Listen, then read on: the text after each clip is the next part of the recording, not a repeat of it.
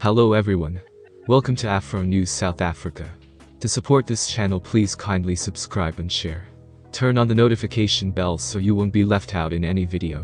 After the Supreme Court of Appeal's judgment which invalidated former President Jacob Zuma's medical parole, President Cyril Ramaphosa has finally broken his silence on the matter.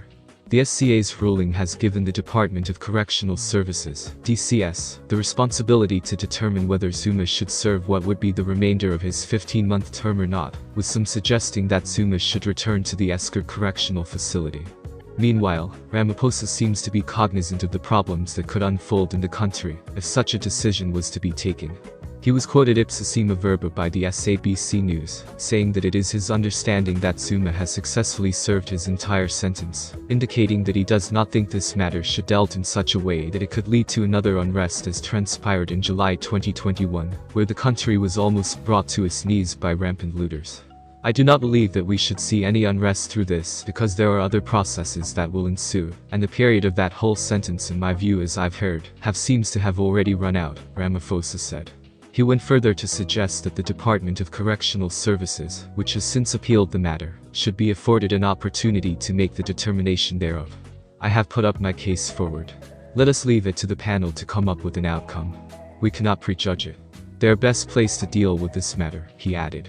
It is one's opinion, therefore, that, although some people say Zuma is not above the law and should be returned to prison, to what end?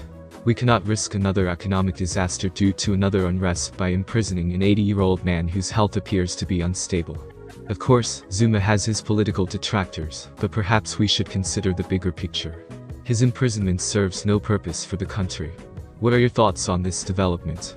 Again, with the ANC's elective conference coming up in December, presidential candidate Zweli Mkhize has urged young people to be on watch against those who are seen as mafias within the organization.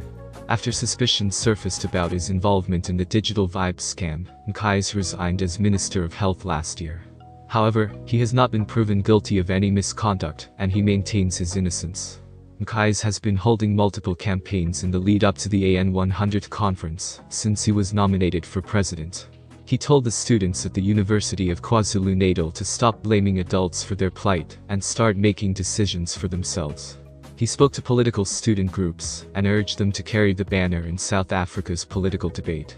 The ANC heavy hitter claims that corruption is rampant, and that his or her fellow party members care more about themselves than the people they are sworn to serve. You need more than what you have learned so far. You need to be prepared by learning the reasons why we must alter the conditions under which the people of South Africa live. You must never lose sight of the fact that your education and experience has prepared you to make the world a better place for everyone. We are witnessing the rise of a criminal and corrupt civilization.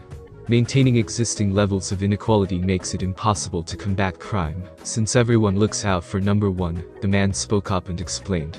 Mkhize claims that the ANC was once a social movement at the forefront of society, but after some of its members were killed, apparently for their positions, Mkhize left the organization.